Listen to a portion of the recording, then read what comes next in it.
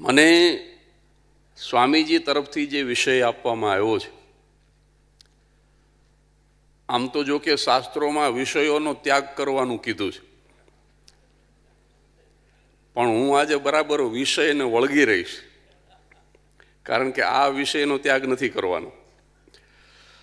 તો મને જે વિષય આપવામાં આવ્યો છે એ માનવીય સંબંધોની સુંદરતા અને મર્યાદા. મારે 5:30 આ શરૂ કર્યું છે અને 6:25 પૂરું કરવાનું છે. 55 મિનિટનું આ વક્તવ્ય છે. એમાં જેટલું હું લઈ શકું, હું મુદ્દા તો રાખતો નથી, એટલે મુદ્દા વગરે હું મુદ્દાસર બોલવાનો પ્રયાસ કરું. પહેલું તો જાણે માનવીય સંબંધોની સુંદરતા અને મર્યાદા. એટલે સંબંધ શબ્દ છે ને, એ પહેલા તો જાણે સમજી લેવા જેવો છે. સંબંધની જો સંધિ છૂટી પાડો તો સમ વત્તા બંધ. આ મને એવું લાગે છે કે જેમાં સમાન બંધન હોય એને સંબંધ કહેવાય. હું આપ્યા કરું અને તું લીધા કરે, હું જવાબદારીઓથી ભરેલો હોઉં અને તું બિલકુલ બેજવાબદાર, એમ નહીં. જ્યાં સમાન બંધન છે એ સંબંધ છે. એટલે માનવીય સંબંધો કેવી રીતે સુંદરતાને પ્રાપ્ત કરે અને એની મર્યાદા શું, એના વિશે મારે થોડી વાતો તમારી સામે કરવી છે. મને બહુ સરળ રીતે જો હું કહું ને તો સ્વામીજી એવું લાગ્યા કરે કે જે સંબંધોમાં રામાયણ ભજવાય છે ત્યાં સુંદરતા છે, અને જે સંબંધોમાં મહાભારત ભજવાય છે ત્યાં મર્યાદા છે. કારણ કે સંબંધ જો નિસ્વાર્થ હોય તો જ એ સંબંધની સુંદરતા છે. સંબંધમાં જ્યાં સ્વાર્થ આવે છે ત્યાં સુંદરતા નષ્ટ થઈ જાય છે. સાહેબ, હું તમને થોડા ઉદાહરણ આપું.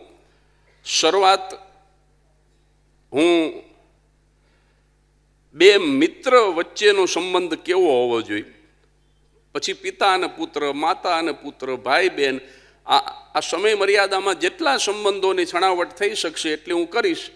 પણ મિત્રથી હું શરૂ કરું તો પદ્મશ્રી અમારા વડીલ કલાકાર ભીખુદાનભાઈ ગઢવી પાસેથી વર્ષો પહેલાં સાંભળેલી એક વાત મને યાદ આવે કે એક મિત્ર પોતાના ઘરે ઈંડોળા ખાટ ઉપર બેઠો છે અને વર્ષો જૂનો એનો મિત્ર એને મળવા આવે છે, અને પછી ચા પાણી પીધા.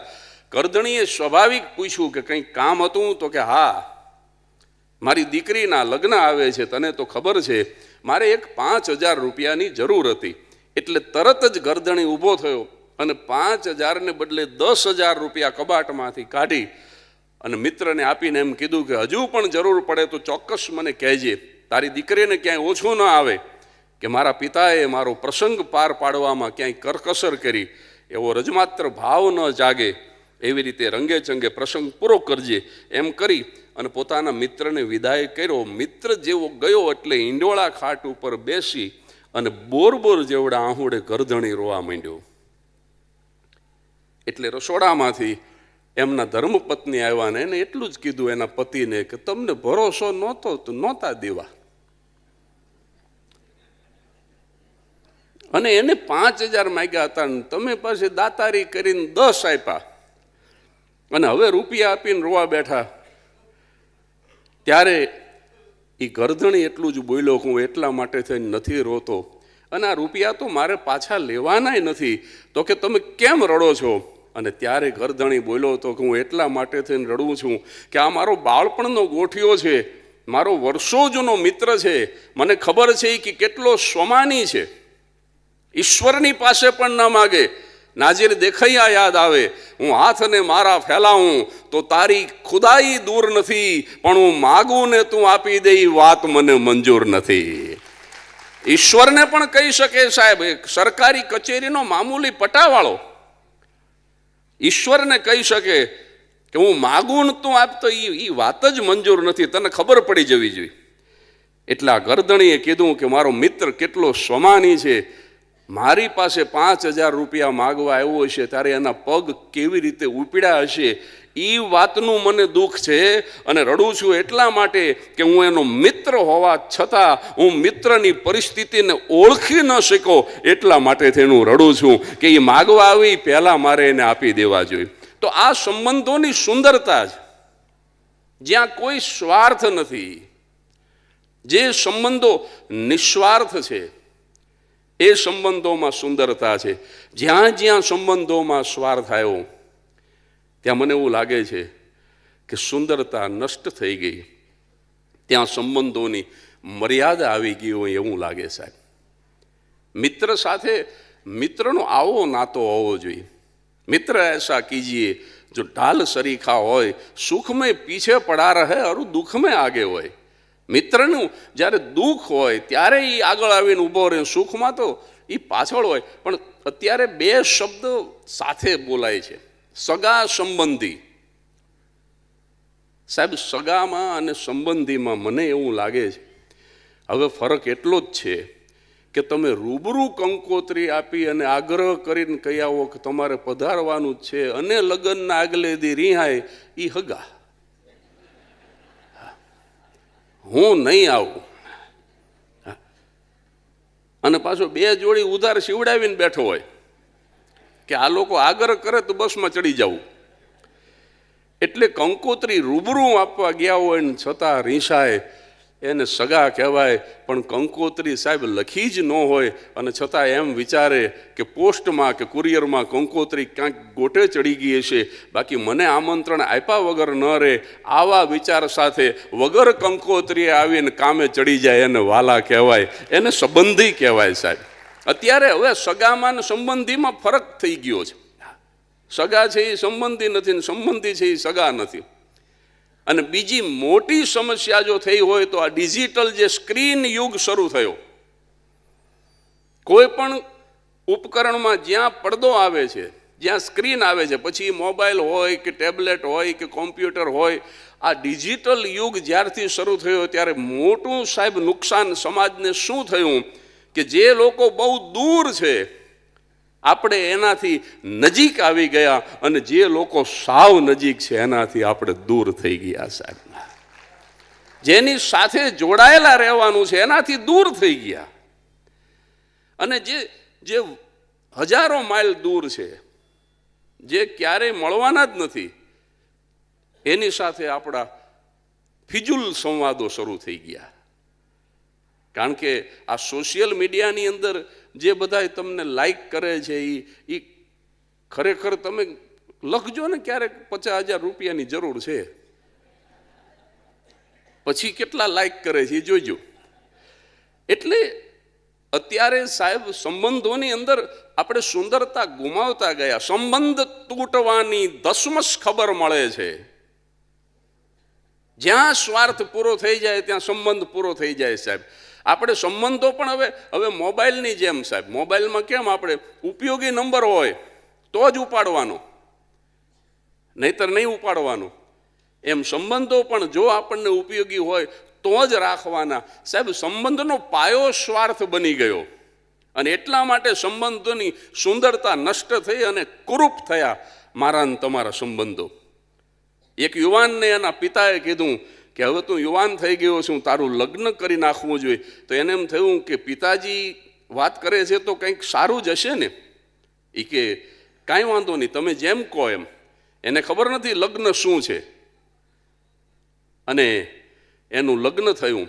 પણ સાહેબ, આ યુવાને એક ગ્રંથ લખવાની શરૂઆત કરેલી, અને એ સતત ગ્રંથ લખ્યા કરે, સતત ટીકા લખ્યા કરે. એક બહુ મોટો ગ્રંથ ભારત વર્ષની અંદર એનું સર્જન થઈ રહ્યું હતું.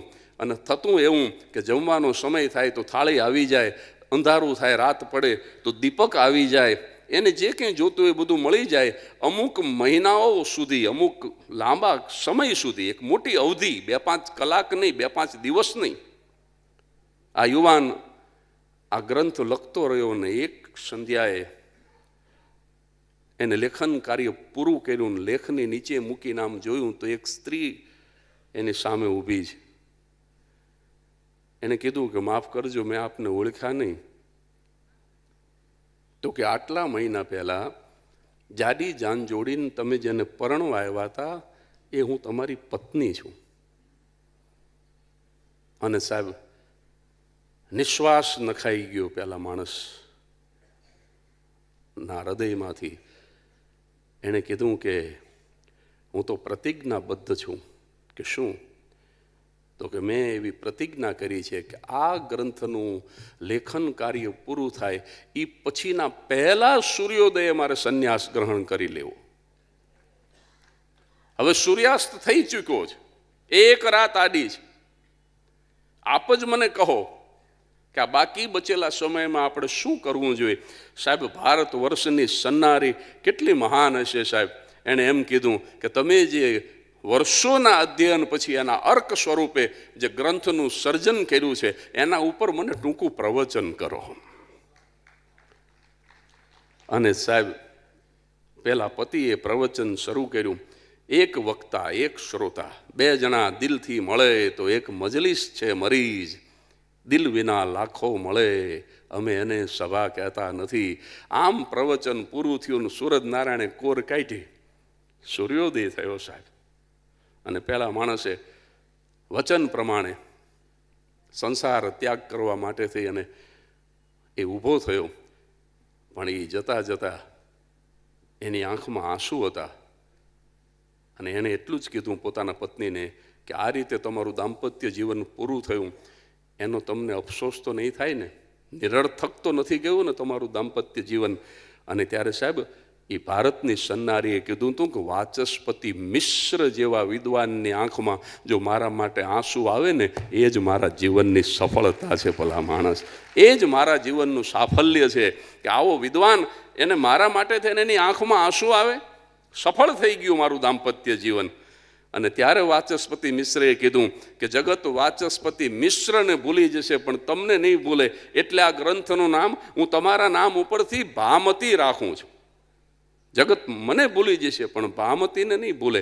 આ દાંપત્ય જીવનની આ માનવીય સંબંધોની સુંદરતા તમે જુઓ.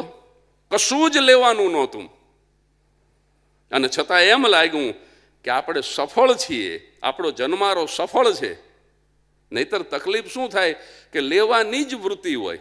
હજી તો હક પણ થયું હતું. એક યુવતીએ એના ભાવિ પતિને કીધું કે મારે તમને એક સવાલ કરવો છે. શું? તો કે તમારા પગારમાં મારું તો પૂરું થઈ જશે પણ તમારું શું થશે?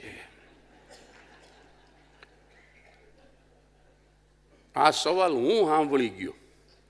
એટલો યુવાન બોલે એ પહેલા હું બોલ્યો કે અન્ન ક્ષેત્રમાં ખાવા જશે. એના પગારમાં જો તારું એકનું જ પૂરું થવાનું હોય અને એનું ન જ થવાનું હોય તો એનું પૂરું જ થઈ ગયું છે. એટલે આ મર્યાદા છે સાહેબ, સુંદરતા નથી. જ્યાં જ્યાં સ્વાર્થ આવે છે ત્યાં ત્યાં સંબંધોમાં સુંદરતા નથી રહેતી સાહેબ. કારણ કે સંબંધ જો સુંદર બનાવવો હોય, સૌંદર્યવાન બનાવવો હોય, અને ખાલી સૌંદર્ય પર્યાપ્ત નથી, સુગંધી સૌંદર્ય હોવું જોઈએ. સૌંદર્યમાં સુગંધ, ખુશ્બુ પણ હોવી જોઈએ. અને જો એવો સંબંધ બનાવવો હશે તો સાહેબ એનો પાયો નિસ્વાર્થ હોવો જોઈએ.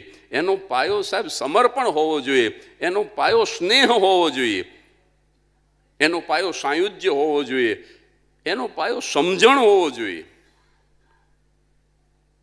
ભગવાન રામ જ્યારે સીતાનું હરણ રાવણ કરીને જતા રહ્યા અને પછી રામ આમ જેને કહેવાય ને લીલા કરે છે, રડે છે, એક સામાન્ય પુરુષની જેમ રડે છે. અને એમાં એક નુપુર જોયું અને જ્યાં નુપુર ઉપર દ્રષ્ટિ પડી ત્યારે લક્ષ્મણે કીધું કે આ મારા ભાભીનું, આ મારા માતાનું નુપુર છે.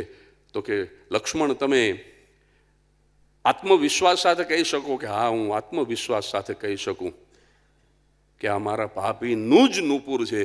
તો કે આટલા બધા આત્મવિશ્વાસ સાથે તમે કેવી રીતે કહી શકો લક્ષ્મણ?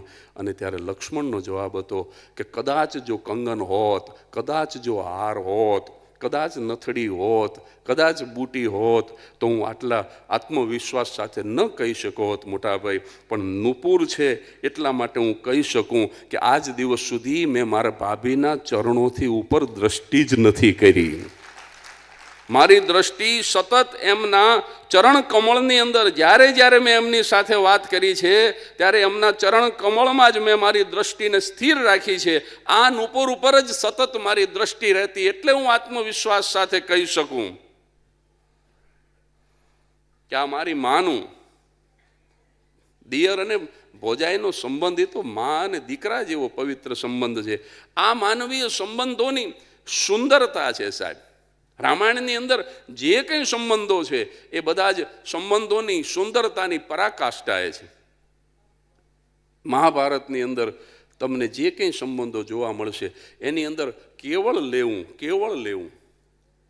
100ની અણી જેટલી જમીન પણ દુર્યોધન આપવા તૈયાર નહોતા. અને રામાયણની અંદર સાહેબ રાજગાદી રજળે છે, બેમાંથી એકેય ગાદી ઉપર બેસવા તૈયાર નહોતા સાહેબ. રામ ગાદીનો ત્યાગ કરીને નીકળી ગયા અને ભરત પણ ગાદી ઉપર બેસવા તૈયાર નહીં. તમે વિચાર કરો, માત્ર લેવું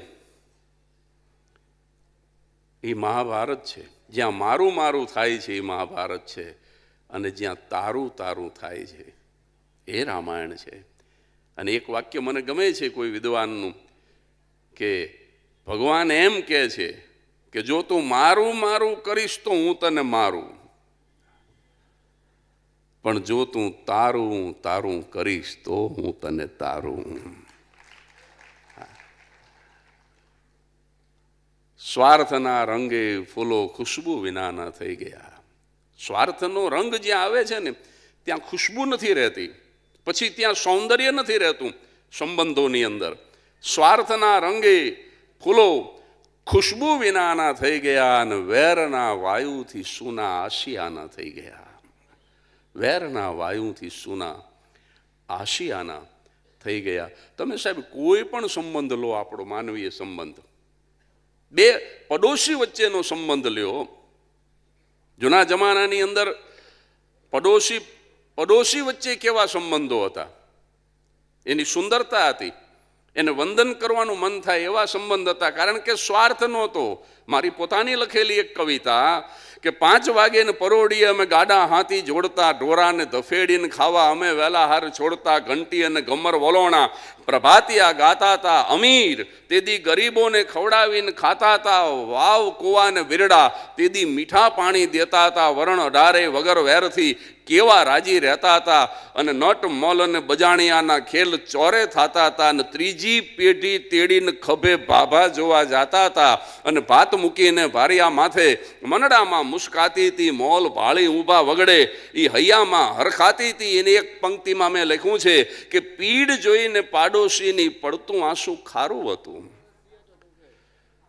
પીડ જોઈને પાડોશીની પડતું આંસુ ખારું હતું. તમારા શહેર કરતા તો ગામડું મારું 17 દરજ્જે હારું હતું. તમારા શહેર કરતા તો ગામડું મારું 17 દરજ્જે સારું હતું. તો સાહેબ છગન પટેલને તાવ આવ્યો હોય તો મગન પટેલ વાવણી કરવા ન જાય. એના ખાટલાની પાંગતે બેઠો હોય. છગનભાઈ એમ કે તમે તો અહાડી બીજનું મુહૂર્ત હાચવી લ્યો, વાવણી લાયક વરસાદ થઈ ગયો છે, મેં વરહી ગયો છે, વાવણી લાયક, તો તમે અહાડી બીજનું મુહૂર્ત હાચવી લ્યો. અને ત્યારે મગન પટેલ એનો પાડોશી એમ કે મેં તો બીજી વાર વરસ છે, તમે હાજા થઈ જાઓ, પછી 2 પાડોશી હારે વાવણી કરવા જઈશું. સાહેબ આ એક સંબંધોની સુંદરતા હતી, આ એક ગરિમા હતી, કારણ કે એમાં સ્વાર્થ નહોતો, કેવળ સ્નેહ હતો. હવે અત્યારે પડોશીમાં તકલીફ કેવી થઈ કે પાડોશી જો મોટર લે નવી, પોતે લે એનો વાંધો નથી, એનું જોઈને પોતે લઈ આવે તો જરાય વાંધો નથી, પણ બેઠો બેઠો એ વિચારે કે આ કેદી ભટકાય, પછી હોસ્પિટલમાં મોસંબી લઈને જઈ. એટલે સાહેબ એક ટેલિવિઝન કંપની, હું એનું નામ નથી લેતો નહીતર એની જાહેરાત થઈ જાય પાછી, પણ એને પડોશીની ઈર્ષા ઉપર ભાર મૂક્યો અને સાહેબ ટીવી ચાલી ગયા. Owners proud and neighbours enemy. હવે એ પડોશી ઈર્ષા કરશે એવી ટેગલાઈન ઉપર ટીવી વેચાઈ ગયા, ઢગલા બંધ. તો સાહેબ આ સંબંધોની મર્યાદા છે કે તમારો પડોશી ઈર્ષા કરે એવું તમે લઈ આવો. પડોશી સાહેબ ઈર્ષા કરે એવું જીવન બનાવવાની જરૂર નથી સાહેબ. પડોશી રાજી થઈ જાય અને પડોશી ઈર્ષા નહીં તમારી આશા કરે એવું જીવન બનાવો સાહેબ. એટલે તમે જોજો દરેક સંબંધોની અંદર જ્યાં તમે જુઓ ત્યાં માતા અને પુત્રનો સંબંધ લ્યો કે પિતા અને પુત્રનો સંબંધ લ્યો, તમે બંનેને આપણે ઝડપથી સ્પર્શ કરી લઈ, માતા અને પિતા બંનેને. જોકે ઘણી વખત છે ને માતાના વખાણ કરવામાં આપણે પિતાને થોડોક અન્યાય કરી દેતા હોય એવું લાગે. માતાની અવગણના જરાય નથી, માતાનું પાત્ર વંદનીય છે, પણ ઘણી વખત આપણને એવું લાગે કે આપણે પિતાની જેટલી વંદના કરવી જોઈએ એટલી કદાચ નથી કરતા. માતાએ આપણને જન્મ આપ્યો એ આપણને યાદ છે, પણ પિતાએ સાહેબ આપણને જીવન આપ્યું એ કદાચ આપણે ભૂલી જઈએ છીએ. માતાએ આપણને ખોળો આપ્યો એ આપણને યાદ છે, પણ પિતાએ ખભા ઉપર બેસાડ્યા એ આપણે ભૂલી જઈએ છીએ. માતાએ આપણને રોટી ખવડાવી યાદ છે, પણ પિતાએ રોટી કમાતા શીખવાડ્યું એ આપણે ભૂલી જઈએ છીએ. માતાએ આપણને ચાલતા શીખવું એ આપણને યાદ છે, પણ પિતાએ આપણને દોડતા શીખવું એ કદાચ આપણે ભૂલી જઈએ છીએ. માતાએ આપણને સંજોગો સામે ઝૂકવું નહીં એ કદાચ શીખવું, પણ પિતાએ તો સંજોગો સામે લડતા શીખવું એ આપણે કદાચ ભૂલી જઈએ છીએ. એટલે ઘણી વખત આપણે બહુ જો તમે પિતા વિશેના એટલા કાવ્યોય નહીં મળે જેટલા માતા વિશેના મળશે. નહીતર પિતાનું પાત્ર એ અવગણી ન શકાય સાહેબ. તો પિતા અને પુત્રનો સંબંધ, પિતા ખભા ઉપર એટલા માટે તેને પુત્રને બેસાડે છે કે મારો પુત્ર મારા કરતાં પણ દૂરનું જોઈ શકે, મારા કરતાં પણ વધારે જોઈ શકે, મારા પુત્રની ઊંચાઈ મારા કરતાં વધારે થાય એટલા માટે તેની ખભા ઉપર બેસાડતો હોય સાહેબ. પિતાનો ત્યાગ ઓછો નથી, પણ અમદાવાદમાં બનેલી સત્ય ઘટના જુઓ. એક બાજુ માનવીય સંબંધોની સુંદરતા છે અને એક બાજુ આવી મર્યાદા પણ છે. ડૉક્ટરનું નામ લીધા વગર બોલું, એક ડૉક્ટરના પિતા દરરોજ પરિમલ ગાર્ડનની અંદર મોર્નિંગ વોકમાં જતા ને એનું એક આખું સિનિયર સિટીઝનનું ગ્રુપ થઈ ગયેલું અને 2-3 દિવસ સુધી ન આવ્યા એટલે એનો અંગત મિત્ર ડૉક્ટરના ઘરે આવ્યો અને ડૉક્ટરને પૂછ્યું કે તારા પપ્પા કેમ 2-3 દિવસથી નથી આવતા? એટલે ડૉક્ટરે કીધું કે મારા પપ્પા ગામડે ગયા છે. સાહેબ બુઢાપો ખોટું બોલી શકે, યુવાની ખોટું બોલી શકે, બચપણ કોઈ દિવસ ખોટું ન બોલી શકે. એ ડૉક્ટરનો 5 વર્ષનો છોકરો અંદરના રૂમમાંથી આવ્યો અને કીધું કે મારા પપ્પા ખોટું બોલે છે હો, એમણે મારા દાદાને કાઢી મૂક્યા છે. અને પછી એ ડૉક્ટરના પિતાશ્રીના મિત્રએ કીધું કે આ છોકરો સાચું બોલે છે કે આ સાચું બોલે છે? તે તારા પપ્પાને કાઢી મૂક્યા? કાઢી તો નથી મૂક્યા, પણ એ જતા રહ્યા. કે કેમ જતા રહ્યા? તો કે અમારા વચ્ચે ઝઘડો થયો. બહુ ટૂંકમાં તમને આ વાત કરું. મારા પપ્પાએ ધોખો કર્યો કે તું મારા માટે સમય નથી આપતો. અને મેં એમને કીધું કે મેં તમને બધી જ સુવિધાઓ આપી છે, દર મહિને તમારું ચેકઅપ થાય છે, તમને એક જુદી સેપરેટ ગાડી છે, તમારો ડ્રાઈવર જુદો છે, એ તમને ગાર્ડન લઈ જાય, લાઇબ્રેરી લઈ જાય, બેંકમાં લઈ જાય, તમારે જ્યાં જવું હોય ત્યાં લઈ જાય છે, તમને ટાઈમે જમવાનું મળી જાય છે, કપડાં બધું જ મળી જાય છે, તમારો સેપરેટ રૂમ છે, બધી જ સુવિધાઓ આપી છે. તો કે સુવિધાઓ જરૂરી નથી. બુઢાપાની અંદર સુવિધા કદાચ ઓછી મળશે તો ચાલશે, પણ સમય બહુ જરૂરી છે. અત્યારે સાહેબ આપણે સમય નથી આપી શકતા. સુવિધા તો આપી શકીએ છીએ, તું મને સમય નથી આપતો. નોકર તો ઘણા છે અને બાપે કીધું ખરું કે તું નાનો હતો ને ત્યારે તને પેરણ હું પહેરાવતો. મેં નોકર નહોતો રાખ્યો, કારણ કે નોકર તો ખાલી પેરણ પહેરાવે, પણ પિતા તો પેરણની સાથે પ્રેમય પહેરાવે. હું માસ્તર હતો એ વખતે, નોકર રાખી શકું એમ હતો તને મોટો કરવા માટે. મેં નોકર નહોતા રાખ્યા ને તે નોકર રાખ્યા મારી સુવિધા માટે. એ ચડપડ થઈ અને ત્યારે પછી ડૉક્ટરે કીધું કે હું સમય તો નહીં આપું, કારણ કે હું અમદાવાદનો ખૂબ જાણીતો કિડની સ્પેશિયાલિસ્ટ છું. મારી પાસે મરીઝોની ડૉક્ટર કે મારી પાસે દર્દીઓની લાઈન લાગે છે, હું અત્યારે તમને સમય નહીં આપી શકું. એટલે મારા પિતાશ્રી ઘર મૂકીને જતા રહ્યા. સાહેબ, આ તમને ચોંકાવનારી સત્ય ઘટના છે. માનવીય સંબંધોની મર્યાદા, આમાં સુંદરતા ક્યાંય નથી. કુરૂપ છે આ સંબંધ જે હું કહેવા જઈ રહ્યો છું એ, પણ આ હકીકત છે. એ ડૉક્ટરના પિતાના મિત્રે કીધું, એ પણ ગામડેથી આવેલા, ને એ જ ગામડેથી આવેલા જે સ્કૂલમાં ડૉક્ટરનો બાપ હેડમાસ્તર હતો, એ જ સ્કૂલની અંદર એ આસિસ્ટન્ટ શિક્ષક હતો. અને એણે કીધું કે વર્ષો સુધી તારાથી છુપાવીને રાખેલી વાત હવે ડૉક્ટર તને કહી દેવાનો સમય પાકી ગયો છે. કારણ કે ડૉક્ટરે કીધું કે તારા બાપાએ તારા માટે કંઈ ન કર્યું, તું આ જાણીતો ડૉક્ટર થયો, એમાં તારા પિતાનો કાંઈ ફાળો નહીં. તો કે કાકા, કાંઈ ફાળો નહીં. મારા પિતા પાસે તો મારી મેડિકલની ફી ભરવાના રૂપિયા નહોતા. એ વખતે જો તમે મદદ ન કરી હોત તો હું ડૉક્ટર બની ન શક્યો હોત. અને ત્યારે એના પપ્પાના મિત્રએ કીધું કે હવે વાત તને કહી દેવાનો સમય પાકી ગયો છે.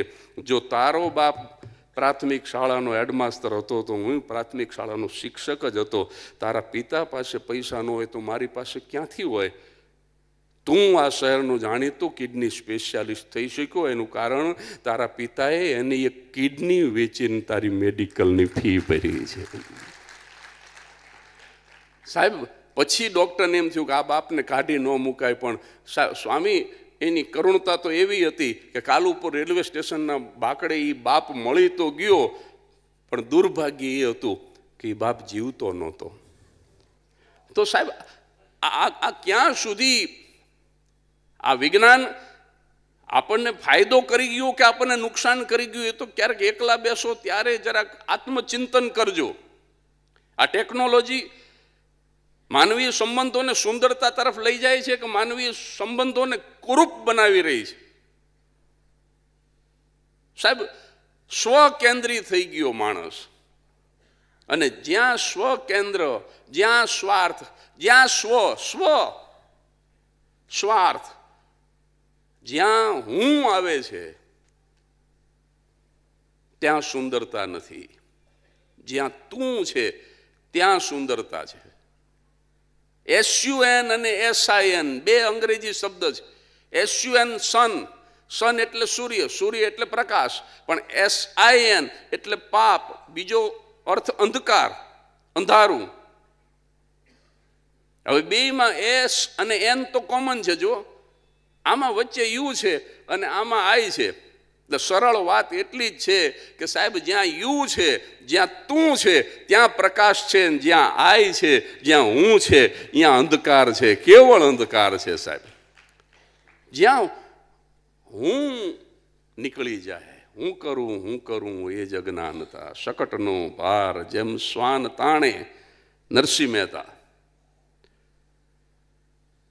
માનવીય સંબંધોમાં સુંદરતા તો જ આવી શકે. વિજ્ઞાન ગતિ પેદા કરી શક્યું પણ ગીત પેદા કરવામાં નિષ્ફળ ગયું. વિજ્ઞાન ગતિ પેદા કરી શક્યું. તમે 5 કલાકમાં અત્યારે મુંબઈ પહોંચી જવાય છે ટ્રેનમાં. ગતિ પેદા કરી શક્યું પણ ગીત પેદા કરવામાં નિષ્ફળ ગયું. ને એટલા માટે માનવીય સંબંધોમાં સાહેબ સૌંદર્ય પ્રગટી શક્યું પણ સુવાસ ન પ્રગટી શકી. માણા તમને રૂપાળા લાગશે, જૂના જમાનાના માણસો કરતા અત્યારના માણસો તમને રૂપાળા બહુ લાગશે, પણ એ તો બાહ્ય સૌંદર્ય છે સાહેબ. પણ આંતરિક તો સાહેબ કુરૂપ થઈ ગયા, સ્વકેન્દ્રી થઈ ગયા. આ સંબંધોમાં ક્યાંથી પછી સુંદરતા આવે? સંબંધોની અંદર સાહેબ માં અને દીકરા, આનાથી તો વધારે કોઈ નિસ્વાર્થ કે મોટો સંબંધ નહીં હોય ને માં અને દીકરાથી. તો એમાં પણ સ્વાર્થ આવી ગયો. ભાઈ અને બહેનનો સંબંધ હવે તો કોર્ટે ચડે છે.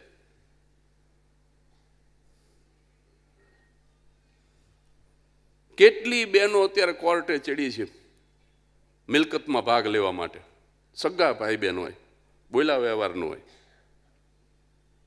માનવીય સંબંધમાં જ્યાં સ્વાર્થ આવ્યો ત્યાં મર્યાદા આવી. માનવીય સંબંધમાં જ્યાં નિસ્વાર્થ છે ત્યાં સુંદરતા છે સાહેબ. ભાઈ અને બહેનનો એક દાખલો આપું અને એક દાખલો મા અને દીકરાનો આપું.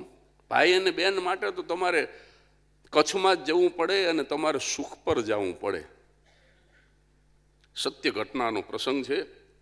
ભુજનું જ સુખ પર નોરતાના નવલા દી આઠમના નોરતે એક 5-7 વર્ષની બેન, પણ કેવી મેલું ફરાક પહેર્યું છે, પગ ઉઘાડા છે, કારણ કે ગરીબની દીકરીને પહેરવા પગરખા ન હોય. એક અમારો ગુજરાતી કવિ ગૌરાંગ બહુ સરસ વાક્ય બોલ્યો છે કે મંદિરની બહાર પગરખા ઉતારવાની જરૂર નથી, અભરખા ઉતારીને જાઓ. આપણે પગરખા ઉતારી છીએ પણ અભરખા નથી ઉતારતા. હા, અને ભગવાન પાસે સાહેબ માગણી લઈને જ જવાનું. મારું હક પણ નથી થતું. ભગવાન મેરેજ બ્યુરો હલાવે છે તો તારું હક પણ કરી દે. મને નોકરી નથી મળતી, મારું હક પણ નથી થતું. આ બધી માગણી લઈને જવાનું. એટલે ઈશ્વર સાથેનો સંબંધ પણ આપણો નિસ્વાર્થ ન રહ્યો. તું મને આ આપતો, હું તને આ આપું.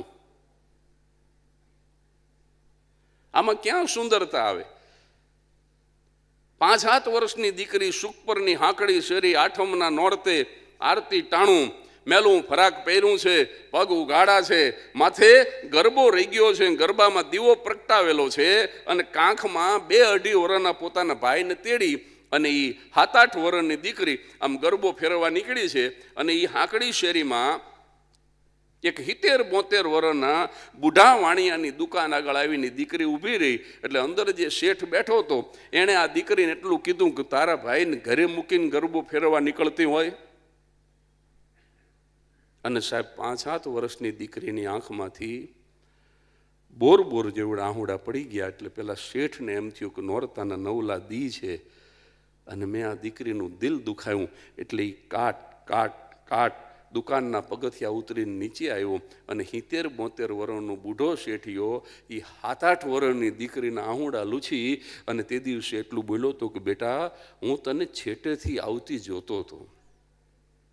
આ હાંકડી શેરીમાં હું દુકાનના થડે બેઠો હું તને દૂરથી આવતી જોતો હતો. તારો ગરબો હલી જાય, તું ગરબો હરખો કરવા જા, કાંખમાંથી તારો ભાઈ હરી જાય, તારા ભાઈને ઉપર તેડવા જા, દીકરી તારો ગરબો હલી જાય. એટલે મને એમ થયું કે આખાય ગામમાં તું ગરબો ફેરવીને ઘરે જઈશ ને, કાં તો તારો ગરબો પડી જશે અને કાં તો તારો ભાઈ પડી જશે. એટલા માટે મેં તને કીધું કે તારા ભાઈને ઘરે મૂકીને નીકળતી હોય. દીકરી, તને ઓછું આવી ગયું બેટા, તને ખોટું લાગી ગયું. અને ત્યારે સાહેબ તમારા કચ્છની 7-8 વર્ષની ગરીબની દીકરીએ એ નગર શેઠ જેવા 72 વર્ષના શેઠિયાને જે જવાબ આપ્યો એ જવાબ હું ભૂલી નથી શકતો સાહેબ. એ દીકરી તે દિવસે એટલું બોલી હતી, ના બાપજી, તમે મને ઠપકો આપ્યો એટલા માટે થઈને નથી રોતી, તમે મારું દિલ દુખાવું એટલા માટે થઈને નથી રોતી. તો કે તું કેમ રોવેશ? તો કે અમારી ડાબી અને જમણી 2 આંખો આજે શ્રાવણ અને ભાદરવો થઈને એટલા માટે વરસે છે કે માત્ર 2.5 વર્ષના મારા ભાઈને ઘરે હું કોના ભરોસે મૂકીને નીકળું. 26મી જાન્યુઆરીના ભૂકંપમાં મારી મા અને મારો બાપ 2 મરી ગયા છે.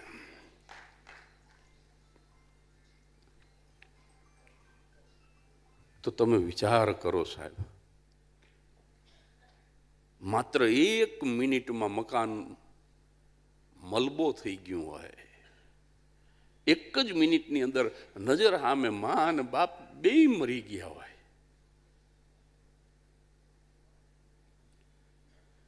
અને જે ક્ષણે મા અને બાપ 2 મરી ગયા હોય એ જ ક્ષણે મારા અને તમારા રાષ્ટ્રની દીકરી માત્ર બેન ન રહી હોય પણ ઘોડિયામાં હુતેલા ભાઈ માટે એ મા પણ બની ગઈ હોય અને એનો બાપય બની ગઈ હોય.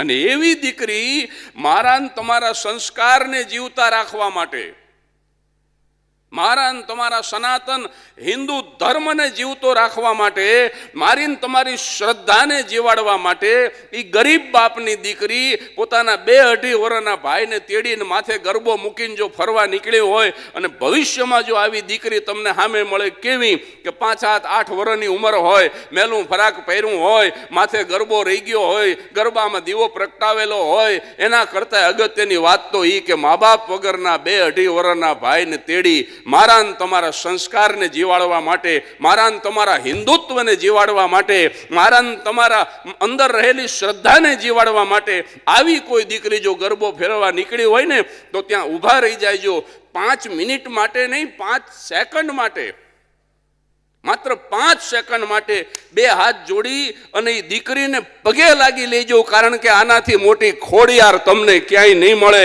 આનાથી મોટી આશાપુરા તમને ક્યાંય નહીં મળે, આનાથી મોટી ચામુંડા તમને ક્યાંય નહીં મળે. સાહેબ, આ જીવતી જાગતી જગદંબાઓ છે. અને આ જે છે એ સંબંધોની સુંદરતા છે. મા બાપ મરી ગયા પછી એ ભાઈની બેન તો હોય, પણ મા પણ હોય, એનો બાપ પણ હોય, એનું સર્વસ્વ હોય. જુવાન છોકરી આવી જ રીતે વચન આપી દીધું, મરવા પડેલી માં, જીવ નહોતો જતો કે મારો દીકરો છે ને હું મરી જઈશ તો આનું શું થાય છે. ઉંમરમાં તો ઘણી મોટી હતી, અને છતાંય વચન આપી દીધું કે જા, હું એને પરણીશ તારા છોકરાને, અને હું એનો વાળ વાંકો નહીં થવા દઉં. અને પછી પોતાના ધણીને કેડમાં તેડી અને મારા તમારા દેશની યુવતી નીકળીને, ત્યારે એ યુવતીની યુવાની જોઈ અને ઘણા લોકોની બુદ્ધિ ભ્રષ્ટ થઈ અને એને હું તને હાલારથી હાથીડા મગાવી દઉં, હું તને આ મગાવી દઉં, હું તમને તે મગાવી દઉં. ત્યારે સાહેબ, મારા તમારા દેશની યુવતી એમ કહેતી હતી કે હાથીડાનો વરનાર કાનો રમે છે મારી કેડમાં, ભલામણા આને મોટો તો થવા દો, આ બધું લાવી દેશે, તમે શું આપવાના મને? તમે તો મારું જોબન જોઈને લાલચ આપો છો. તો સાહેબ, કોઈનું જોબન જોઈને તમે લાલચ આપો, એ સંબંધોની મર્યાદા છે. સંપત્તિ જોઈને તમે કંઈક બીજું વિચારો, એ સંબંધોની મર્યાદા છે. પદ, પૈસો કે પ્રસિદ્ધિ, આ 3માંથી એક પણ પ હારો નથી. આ 3માંથી એક પણ પ માટે થઈ અને કોઈની સાથે તમે સંબંધનું નાટક કરો તો એ માનવીય સંબંધોની મર્યાદા છે. પણ મારે પદ ન જોઈએ, મારે પૈસો ન જોઈએ, મારે પ્રસિદ્ધિ ન જોઈએ, કેવળ ને કેવળ તારો નિસ્વાર્થ પ્રેમ જોઈએ. આ ભાવના આવે તો એ સંબંધોની સુંદરતા છે. સાહેબ, માનવીય સંબંધો એમ સુંદર થોડા બને સાહેબ. આ સુંદરતા છે. પણ હવે મેં કીધું એમ ભાઈ બહેનના સંબંધોમાં પણ કોર્ટ કચેરી આવી ગઈ. પિતા અને પુત્રના સંબંધોમાં પિતાને ઘરમાંથી કાઢી નાખવા સુધી પુત્રો હિંમતવાન થઈ ગયા, મા બાપને કાઢી નાખવા સુધી. મિત્ર વચ્ચે સાહેબ સ્વાર્થના સંબંધો થઈ ગયા. કયા સંબંધની અંદર હવે સુંદરતા શોધવી સાહેબ? આ સ્વામી, જો હું બોલું તો ન ગમે, પરમ પૂજ્ય પ્રદીપ્તાનંદ સરસ્વતીજી મહારાજ, એ 2005ની સાલમાં અહીંયા કચ્છમાં આવ્યા, 20 વર્ષ પહેલા. અને જો હું ભૂલતો ન હોય તો લગભગ 2013ની સાલ આસપાસ, 12 વર્ષ પહેલા એમણે પછી શાળાઓમાં જઈ અને વિદ્યાર્થી ભાઈ બહેનો જે કુમળા છે, હજી જેમ વાળો એમ વળી જાય એમ છે, શાળાઓમાં જઈ અને એમને સંસ્કાર આપવાનું શરૂ કર્યું, એની અંદર રાષ્ટ્રભાવના જગાડવાનું શરૂ કર્યું, એમને વ્યસન મુક્તિના પાઠ ભણાવ્યા, પરીક્ષાની અંદર ન ડરવું એના માટે થઈને એમને અભય આપ્યું. ટૂંકમાં એની અંદર સુવિચારોનું વાવેતર કર્યું. ટૂંકમાં મને કોઈ પૂછે કે માનવીય સંબંધોની સુંદરતાનું એક ઉદાહરણ આપો અને માનવીય સંબંધોની મર્યાદા અથવા તો એની કુરૂપતાનું એક ઉદાહરણ આપો તો જગદીશ ત્રિવેદી આ પ્રોગ્રામ યુટ્યુબમાં લાઈવ થાય છે અને હજી મારી ચેનલમાં હું તો ચડાવીશ. મને ખબર છે કે આ પ્રોગ્રામ આખી દુનિયામાં જવાનો છે અને છતાં હું કહી શકું, બેઝિઝક કહી શકું કે મારા અને તમારા રાષ્ટ્રનો એક હિન્દુ સંન્યાસી 2 લાખ બાળકો સુધી પહોંચી ગયા છે સ્વામી. આ 12 વર્ષમાં ટુકડે ટુકડે 2 લાખ બાળકો સુધી એમણે સુવિચારોનું વાવેતર કર્યું છે. એટલે મને જો કોઈ આમ સુંદરતાનું અને કુરૂપતાનું ઉદાહરણ આપવાની વાત કરે તો હું જાહેરમાં બેઝિઝક બોલી શકું કે મારા અને તમારા રાષ્ટ્રનો હિન્દુસ્તાનનો એક યુવાન સંન્યાસી પ્રોફેસરની નોકરી મૂકીને જામનગરની કોલેજમાં he was professor in Jamnagar. અત્યારે તો બહુ મોટો પગાર એમને મળતો હતો, હજી નિવૃત્ત ન થયા હોત. He is 55.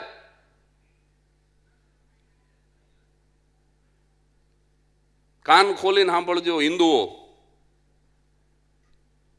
કારણ કે કચ્છ સનાતન હિન્દુ પરિવારનું આયોજન છે અને આર્ષ અધ્યયન કેન્દ્રનું આયોજન છે. મને જો અત્યારે આ 2 અંતિમના ઉદાહરણ આપવાનું કહેવામાં આવે કે માનવીય સંબંધોની સુંદરતા કોને કહેવાય અને માનવીય સંબંધોની મર્યાદા એટલે કુરૂપતા કોને કહેવાય, તો હું એમ કહી શકું કે મારા અને તમારા રાષ્ટ્રનો એક સંન્યાસી દરેક શાળાઓમાં જઈ અને કુમળા માનસની અંદર સુવિચારોનું વાવેતર કરે છે. કોઈ સ્વાર્થ નથી. આ સંતાનો ક્યાં એમના છે? એમણે ક્યાં લગ્ન કર્યું છે? એમને ક્યાં પત્ની છે? એમને ક્યાં પુત્ર છે, પુત્રી છે? કંઈ જ નથી. અને છતાં સતત ભ્રમણ કરી અને સુવિચારોનું વાવેતર કરે છે. સાહેબ, હિન્દુ સંન્યાસી બાળકોના કુમળા માનસમાં સુવિચારોનું વાવેતર કરે એ માનવીય સંબંધોની સુંદરતા છે. અને કોઈ મૌલવી, કોઈ મુલો મદરેસાની અંદર સાહેબ કુવિચારોનું વાવેતર કરે એ માનવીય સંબંધોની કુરૂપતા છે, મર્યાદા છે. કુમળા માનસની અંદર ઠસાવી દેવાનું કે ઇસ્લામ એક જ સાચો, બાકી બધા જ કાફર. નહીં સાહેબ, માનવીય સંબંધ એને કહેવાય કે જ્યાં હું સાચો ન આવે, જ્યાં હું અને તું ન હોય, હું અને તું જેદી આપણે બની જાય તેદી સંબંધોની સુંદરતા સ્થપાય. જે દિવસે હું અને તું નીકળી જાય, મેં તું કા મીઠા ઝગડા નાબૂદ જો ખુદી કર દી, મેં ને તું ભૂલી જાઓ સાહેબ. હું આવો અને તું તેવો. એક ગુજરાતી કવિતા છે ને, તું નાનો હું મોટો આવો ખ્યાલ જગતનો ખોટો, એવી એક કવિતા મારે ભણવામાં આવતી. અત્યારે મને શબ્દો યાદ નથી. આ તો અચાનક ખારા જળનો દરિયો ભર્યો મીઠા જળનો લોટો, તરસાને કાજે દરિયા કરતા લોટો લાગે મોટો, એવું કંઈક છે ને. ખ્યાલ જગતનો ખોટો.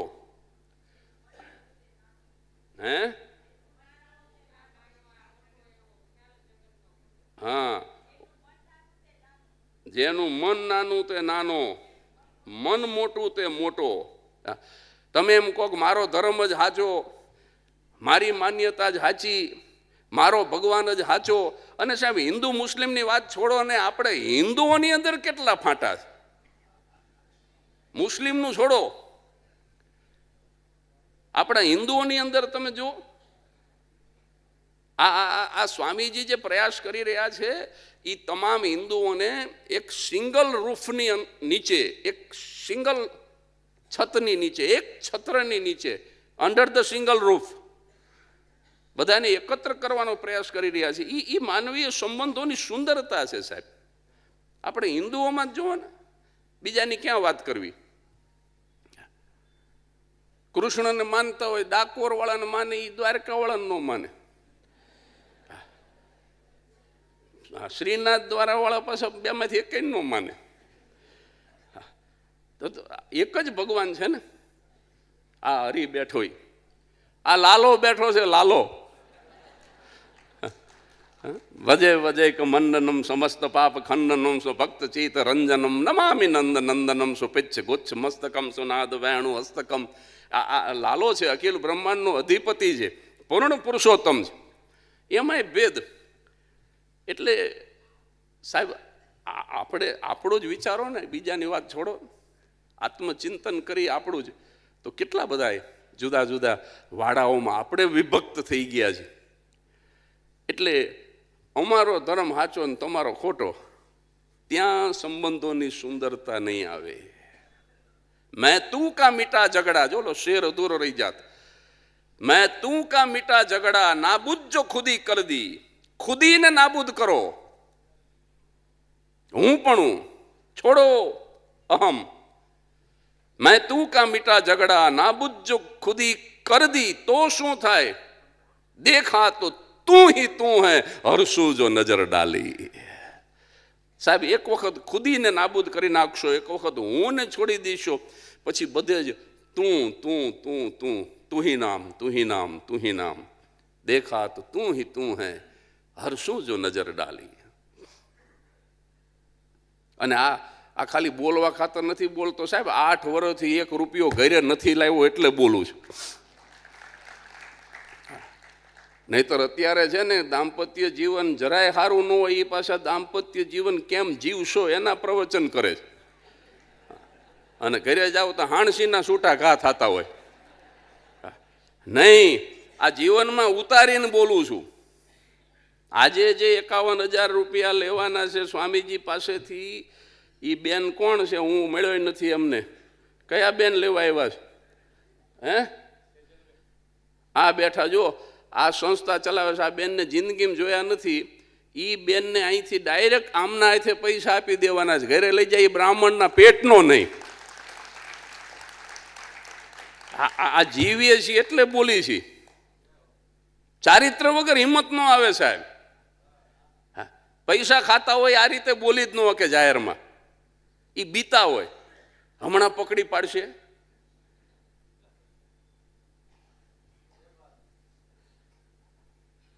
કેસ થાય છે. અમે કેસમાંય નથી ને રેસમાંય નથી, અમે ટેસમાં છીએ સાહેબ. હા હા હા, અમે કેસમાંય ન હોય, અમે રેસ, અમે કોઈ સ્પર્ધામાંય ન હોય. સ્પર્ધા પૂરી થઈ ગઈ. 12મી ઓક્ટોબર 2017 ધોળા પહેરી લીધા. કોઈ સ્પર્ધા નહીં સાહેબ. 8 વર્ષ ને 2 મહિના થયા. અમે રેસમાંય ન હોય, અમે કેસમાંય ન હોય સાહેબ. અમે ઓલવેજ ટેસમાં હોય, અમે મોજમાં હોય ભલા માણા. કારણ કે સ્વાર્થ નથી રાખવો. સ્વાર્થ આવે છે ત્યાં જ સંબંધોની અંદર મર્યાદા આવે છે. સ્વાર્થ આવે છે ત્યાં જ કુરૂપતા આવે છે. એટલે એક હવે મા દીકરાની વાત કરી દઉં, બાકી બચેલી 6 સેકન્ડ અને 35 મિનિટમાં. કારણ કે પિતા અને પુત્ર આવી ગયા, ભાઈબંધ આવી ગયા, ભાઈ બહેન આવી ગયા, ઘણું બધું આવી ગયું, પાડોશી આવી ગયા. હવે એક મા દીકરો રહી જાય. અને લાલો યાદ આવ્યો છે. અક્રૂરજી કૃષ્ણને લેવા આવ્યા છે. પાછું ગીતા જયંતિ છે અને સ્વામીજી ગીતાજી ઉપર જ બોલવાના છે, એટલે એમને તાંતણો પણ જોડી શકે મારી અંતિમ વાત સાથે. સ્વામીજી અક્રૂરજી કૃષ્ણને લેવા આવ્યા છે. ગોપીઓ એમ કહે છે કે અક્રૂર, તમારા ફઈએ તમારું નામ ખોટું પાડ્યું છે. તમારું નામ અક્રૂર નહીં, પણ તમારું નામ ક્રૂર પાડવાની જરૂર હતી. કારણ કે કૃષ્ણને તમે અમારાથી વિખોટો પાડવા જઈ રહ્યા છો. બહુ કાકલુદી કરી, કાલાવાલા કર્યા. ટૂંકમાં હાર્દ સુધી તમને લઈ જઉં ઝડપથી. પ્રસંગ તો શ્રીમદ ભાગવતનો બહુ લાંબો છે. કૃષ્ણ રોકાતા નથી, રથમાં બેઠા છે. ગોકુળના પાદરમાં રથ ઊભો છે. અક્રૂર, કૃષ્ણ, બલરામ બધા જ ગોકુળવાસીઓ પાદરમાં એકત્ર થયા છે કૃષ્ણને વળાવવા માટે. બધાએ મળી લીધા પછી છેલ્લે માં મળવા માટે આવે છે. દીકરી જો સાસરે જતી હોય તો છેલ્લે એ પોતાના પિતાને મળે. એને બહુ સમજણપૂર્વક બાપને છેલ્લે રાખ્યો છે. કારણ કે દીકરીને ખબર છે કે હું મારા બાપને મળીશ પછી કોઈને મળી નહીં શકું. બાપથી વાલું દીકરીને કોઈ ન હોય. પણ દીકરો જ્યારે પરદેશ કમાવા જતો હોય, બોર્ડિંગમાં ભણવા જતો હોય, ત્યારે સૌથી છેલ્લે એની મા એને મળે, કારણ કે દીકરાને માંથી વાલું કોઈ ન હોય. એટલે જશોદા છેલ્લે અક્રૂરજીના રથ પાસે આવીને કૃષ્ણને બે હાથ જોડીને પગે લાગે છે કે હજી ઉતરી જા કૃષ્ણ, તારા વગર હું નહીં જીવી શકું. તારા વગરના નંદ બાબાના આંગણામાં ગાર અને માટીનું લીપણ અને ગૂપણ તો કરીશ, પણ કાલથી આમાં કોઈ પગલીનું પાડનાર નહીં હોય. ધોયેલો ધફેલો સાડલો પહેરીનું તૈયાર થઈને બેસીશ તો ખરી, પણ કૃષ્ણ કાલથી ધૂળવાળા પગે આવીને મારા ખોળાનું ખૂંદનાર નહીં હોય. રોટલા ઘડીને ઊભી તો થઈશ, પણ કાલથી તારા વગર જાનકીનો માગનાર કોઈ નહીં હોય. કૃષ્ણ ઉતરી જા. પેટને મારીને તારું પારકાના પેટને, હે તારે રે કાજે મેં ત્યાગી મારા પેટની જણી, હે દ્વારિકાના ધણી તારી રાવ છે ઘણી. એ વખતે તો એ દ્વારકાનો ધણી નહોતો થયો. આ તો મારું જ લખેલું ભજન મને યાદ આવી ગયું અચાનક કે કૃષ્ણ ઉતરી જા. કૃષ્ણ કહે છે કે ના, મારે જવું પડશે માં.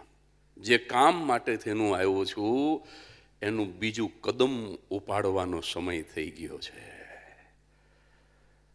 કૃષ્ણ નથી રોકાતા, એટલે પછી હું નહીં જ રોકો એમ કીધું એટલે ગાડા જેવડો નિહાકો નાખીને, પ્રસંગ ખૂબ જાણીતો છે, બધાએ સાંભળ્યો છે.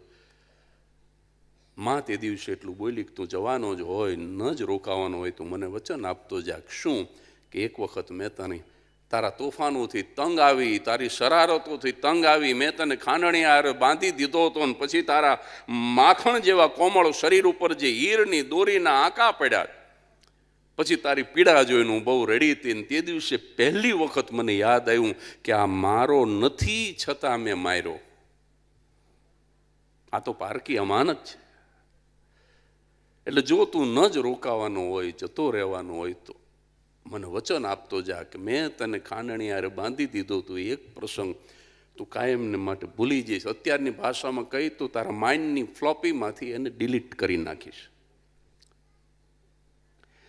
અને ત્યારે ગોકુળના પાદરમાં કૃષ્ણચંદ્ર પરમાત્મા એવું બોલ્યા હતા ને?